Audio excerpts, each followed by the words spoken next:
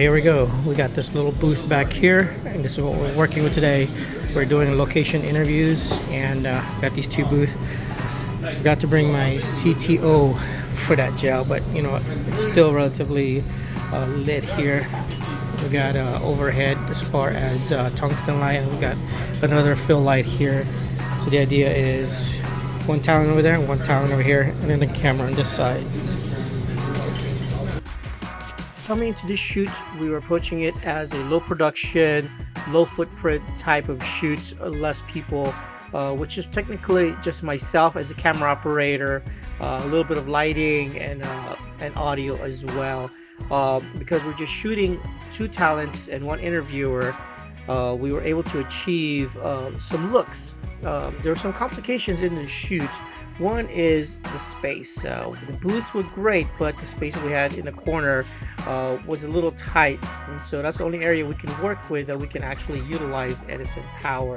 But we managed to actually light it enough so that way the guests weren't too dark in the shots, and we achieved it with utilizing three lights.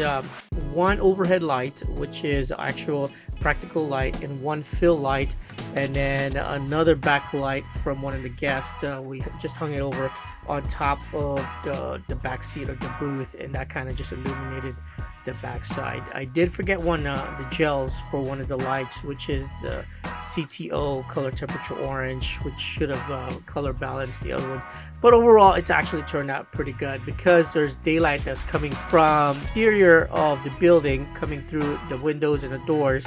That kind of gave it some daylight. So the mixture of daylight and tungsten, were somewhat clashing in that space. So there's not much you can do because this is not a full-on production where you can control the lights, you can control the restaurant completely and shut it down.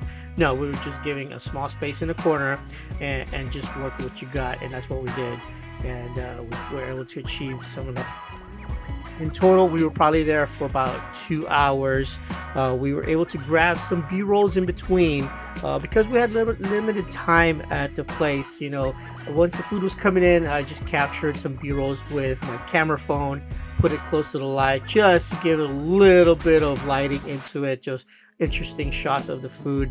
But there's not enough time to really finesse the food because we want a space, and we can't close down the restaurant for these things, and we just get what we can get. So if you look at shoots like this, if you're going on location, there are variables that you're going to come across, and one is if it's a restaurant that can be closed. If not, you're just going to have to work with a restaurant that's functioning for its hours and just deal with it.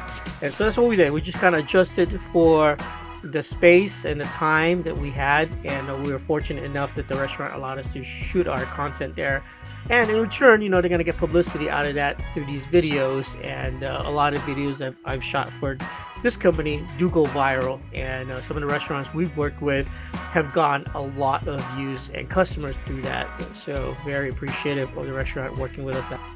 Overall, for this type of content, because it's YouTube, it has enough production. It doesn't have that full-on high production look because it's a quick and easy type of shoot. We can achieve things with smaller package equipment such as lights, smaller cameras, a smaller audio gear, and these things are going to be put on YouTube, which it doesn't have to be full-on high quality. It's just enough to get the story, to get the meat, and then put it out there. If you guys have any questions down below in the comments, don't forget to like and subscribe. I will see you guys on the next video. Peace.